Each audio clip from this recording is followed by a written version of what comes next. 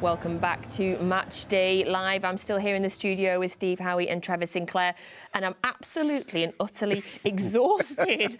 I cannot believe that was the third Premier League game of the season. We've got another 35 to go. I'm going to be done. I'm going to be done by the end of this season. That was thrilling. That was end-to-end. That was just... couldn't catch me breath. Just to the last second, you thought that City could score, that Newcastle could do something. I mean, just an incredible, incredible game, I think. Was it? Well, put it this way, there was a lot of the big range of emotions went through on that game. As I said, I mean, I thought it was a superb game. I think for a neutral, it's a game which you would have thoroughly enjoyed. A fantastic advertisement for the Premier League, and this is why the Premier League is the best league in the world. But as a kind of somebody that's had both, like, kind of a foot in both camps, my head is completely fried, I have to be honest. I don't know what to think. But, I mean, it was such a fabulous game. But, listen, when we go back to the second half, the free kick from Trippier is, wow, I mean, that is just superb. We thought, listen, of course, he's got it in his locker to put it where he was, but we thought he'd go to the other one. We both mentioned, particularly Trevor, that Ederson just takes that step to the other side, and I don't think he's saving it anyway, but it's such a fantastic goal. But even then, I still thought, you know, it's not dead, it's not buried. And of course, Man City, you know, the champions that they are, they came back. And was there really any chances towards the end for both teams? Not clean-cut ones, but what a fabulous game. Certainly, I'm looking forward to driving home and going straight to bed when I get home. We all just feel so exhausted because there was just so much going on. In your red card that was overturned, you know, there was just so much in that game. I almost don't even know where to start, Trev. It was one of them where the attackers were on top of the game. Defences were really struggling to neutralise the attacking probes from the opposition. Obviously, St. Maximum, I thought, was outstanding. Tired a little bit towards the end, but his impact in the game was huge. And going the other way, I thought, you know, Erling Haaland, world-class save by Pope, you know, where tight feet, got it onto his right foot, just hit the target, and it's a fingertip save to get it around the post. But big chances for both sides. And I just think, again, great for Newcastle fans because they know that they can match big teams like Manchester City, and they can go toe-to-toe, and, you know, to score 3 goals at home, that's superb. But again, from Manchester City, you know, the way that they've got that resilience, that never say we're beaten, always keep going, never stop, and showing the quality there. Bernardo's finish, you know, great run, great timing of the pass, good finish.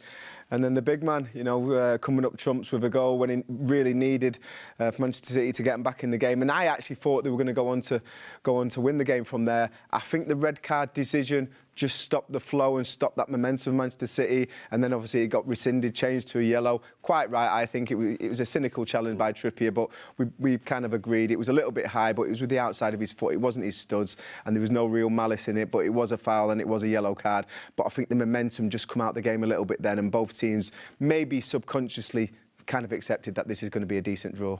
Do you think it was a red card, or do you think that being overturned was right, Steve? Yeah, I think ultimately the decision in the end was the right decision. You know, we discussed it straight away, and you can see what Trippier is trying to do.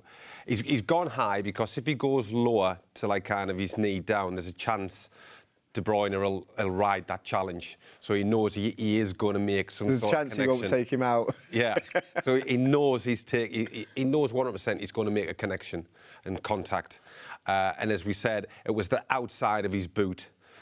So it wasn't a case of trying to hurt him. It was just a case of, I need to bring him down at all costs. It was cynical, and it's a yellow. I think the referee got it right. You could see that even Kev's reaction when he went down, he was kind of obviously showing that he was screaming. But I don't think it would have hurt that much. It's a frustration in it getting taken out of your stride. Because he knows he's in full flow. Yeah. And of course the players, and I think everybody accepted the players because they can see it as well. They know what he's done. They know why he's done it. And ultimately, as I said, it's the right decision. But where have we come to where we accept that as pros, as ex-pros, that you're allowed to do that now? Because back in my day, if someone does that to me, I'm absolutely fuming.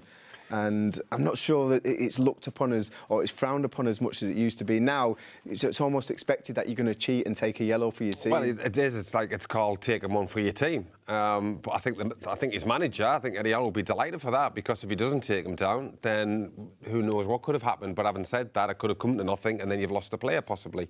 But just after that incident, it was kind of the game settled, and it wasn't as frantic as what it was. And as I said, in the end, whilst both teams were trying to get that winning goal, I think ultimately a 3-3 draw was a fair result.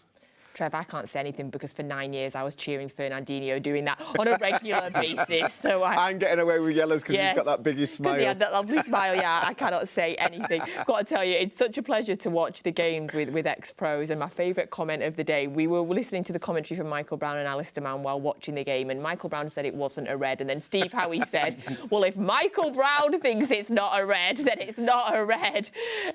So that tells you the thinking of what was going on in here.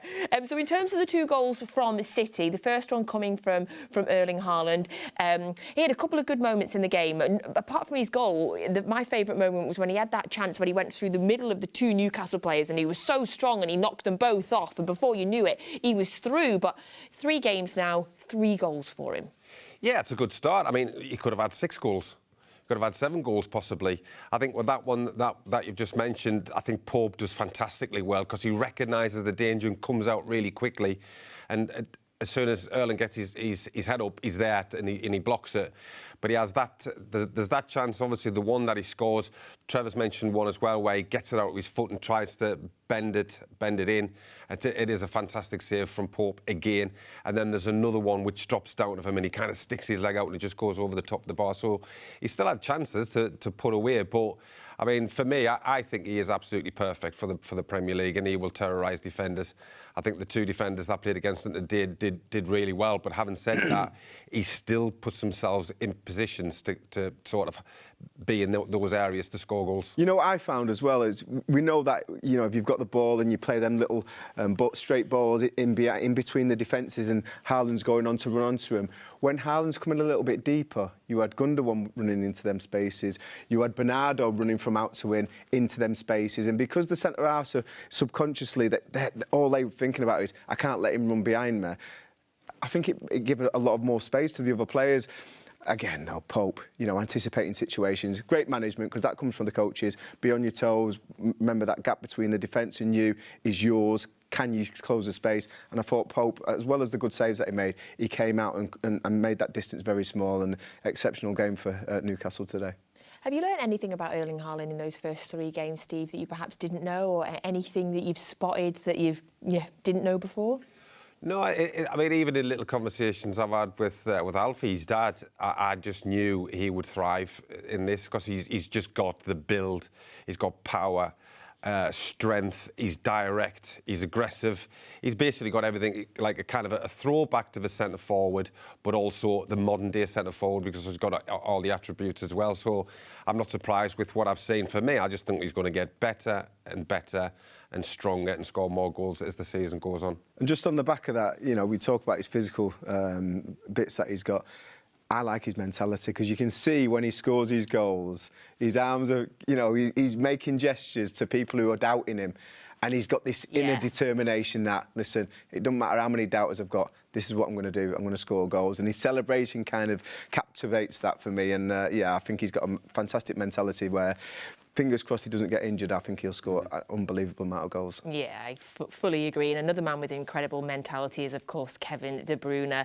I want to talk about that pass. So the goal from Bernardo Silva, the third goal to make it 3-3. Kevin De Bruyne's pass, though, was... Oh, he's just a beautiful man. Well, it's one of those ones where I think some people will sort of say, oh, it's lucky because it's gone through his legs. Knowing the player that he is and knowing how good he is, 100% he's meant to play through that player's legs. Because a player sometimes would be thinking, he's never going to try and put it through my legs. And then before the player realises, like, oh, he's put it through my legs. And it had cut everybody out. And, of course, obviously Bernardo Silva gets the ball and does the rest and sticks it away. But that's the kind of player he is. I mean, his delivery at times is just absolutely sublime. So just watching him and watching that pass, it just doesn't surprise you, because he's done it so many times. And then the finish from Bernardo Silva. Yeah, he gives it the eyes, lifts it a little bit, just completely takes Pope out of the equation. Clinical finish. Just going back to Kevin De Bruyne's pass, you can see his peripheral vision, everything's so alert when he's making, and the concentration on executing that pass, you can see it in his face. He's so wired for that situation, and to make sure that he gets the step so he can find the gap between the legs and it's the right way to pass. Brilliant finish by Bernardo, but I thought Kevin De Bruyne, you know, we talk about a lot of things in possession, his work rate and his tenacity and his desire to want to win and win individual battles, second to none. Second balls, when City are on top, they're picking up every second ball, they're winning the ball back when they lose it. It's just the intensity. Other teams can't deal with it, but fair play to Newcastle. At home, they had a lot of pressure on them from the home crowd. I thought they dealt with it quite well today. And even if they had a keeper who was bang on form, they competed all over the pitch. Yeah, because as we've mentioned a few times, Nick Pope had just probably one of the games of his life today. You know, although which seems strange to say considering he's conceded 3 goals, but just I expect that he was probably the TV's man of the match. It wouldn't surprise you. I mean, it has been a pulsating game, but he's been fantastic. I mean, I was delighted when Newcastle signed him. I thought Newcastle did have a decent goalkeeper in Dubravka, but his performances last season for Burnley would have been down well before they were if it wasn't for him, because his performances were excellent. And of course, he's come in this season and he's performed brilliantly well. The game against Brighton. And when you looked at the highlights of the Brighton game, Brighton were all over them. And if it wasn't for him, absolutely 100%, Newcastle would have gotten beat that game. But again, he showed his worth. I think, as I said, the Newcastle players and Pep would be looking at that and thinking, as chances go, I thought Newcastle did well. But if it wasn't for Pope, 100%, that's a Man City win. Not only that, he commands his box as well. Yeah. Quite a few of them deeper crosses where you think, you need to be a brave goalkeeper to come and claim them. He did that, and it just takes all the pressure off of the Newcastle defence. So I think shot stopping, he's coming out for crosses, were excellent. He just needs to improve with his feet, because if he's going to play for England in the World Cup, we like to play through the lines, through the goalkeeper. He has to try and improve on that part of his game. So 3 games in now to the new Premier League season. So we've had the 2 away games, West Ham and Newcastle, and the home game against Bournemouth. 7 points there. How are you kind of summarising those first 3 games, Steve? Are you happy overall? Yeah, I think we all know at the start of the season there's some crazy results. I mean, look at even today, for instance, with Leeds and Chelsea. I mean, you wouldn't have thought that at the start of play. But for me, City, I think it's 2 hard games away at West Ham and Newcastle. So to come away with 4 points from those games, I think that's a good turnaround. Pep will be disappointed because he'll expect 6, but. As I said, the transformation for Newcastle has been quite extreme. So I think it is definitely a tough place to go to now, not like it was kind of Eddie Howe. So, they'll be disappointed today, but it's still, I mean, it was an excellent game. And accumulating that many points of the first 3 games, I think that's a decent start. And I think the reason for that, I mean, you mentioned there, we'd be disappointed not to have won this game. 2 of the goals at least were avoidable. The free kick, John Stones doesn't need to dive in. And we said it at the top of the show, they've got great quality, whether it's set pieces, putting balls into the box, they've got a lot of height, but also Trippier. We've seen him do that for England. We've seen him do it many times, even for Newcastle before. So at all costs, don't give free kicks in and around the box. John Stones went to ground, didn't make the tackle, so that's avoidable. And one of the goals where we said about Kyle Walker going in to win a header, which even if he doesn't win that header, if he doesn't go and engage in that, he's still with his man. He goes and engages, misses the header, St. Maximum's in, and he never, ever recovers from that. So the goals were avoidable. I think they'll sit in the screen room and analyse that and hopefully improve from that and just get zoned in on better defending, staying on your feet, better decisions. And if they do that, they would have won that game. So after tonight's game, the team are flying off to Barcelona. We have a game against them on Wednesday night, a friendly game raising money for charity. Pep spoke about it in his press conference, the fact that they're going also at this point in the season now travelling there as a team for extra team bonding to give some of the players that have not had minutes some extra games. What do you think about going away at this point as a team? Will that be beneficial for them, especially after this today, Steve? Yeah, I think so. I think any time you can get away with your teammates where you've got a little bit of downtime as such, I mean, it's not downtime, it's not as though they'll be out on having nights out and stuff like that. I think it will be a lot more relaxed. But of course, once they play the game, Pep will want them to play a certain way and everybody get together. But as I said, ultimately, just get together as well off the field, off the pitch, and just get some of that camaraderie. I mean, we've seen it when you look at the different documentaries that we've seen. They seem to have a really good bond. But I always think it's good to get away with the players when you can at some point in the season. Yep, so it's this Wednesday night we'll take on Barcelona in a charity match for a cause promoted by former keeper and coach Juan Carlos Unozi, who was diagnosed with ALS over 2 years ago. So an incredible cause. We'll be going out there. The team are flying out after the game today, and that is taking place on Wednesday night. Here's a little bit more info for you. Quiero hacer público mi actual estado de salud. Padezco esclerosis lateral amiotrófica, más conocida como ELA. Es una enfermedad que no tiene tratamiento y no tiene cura. La ELA és una malaltia neurodegenerativa. El malalt progressivament va tenint una pèrdua funcional i escurça el pronòstic vital del pacient entre 4 i 6 anys. Tots els fons que recaudin d'aquest partit aniran a la investigació en la ELA a través de la Fundació Luzón.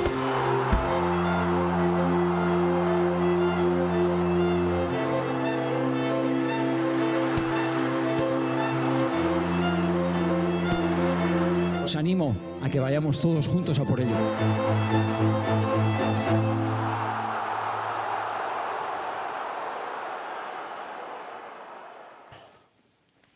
A big thank you there to Barcelona for sending us that video as well. So that is in support of Juan Carlos Unozi, who was diagnosed with ALS over 2 years ago. The game is on Wednesday night. We will be here on Matchday Live on air from 7:25. It is an 8:30 kickoff UK time. And my guests on the sofa will be Sean Wright-Phillips and Joleon Lescott. And also Pablo Zabaleta will be joining us pitchside in the Camp Nou.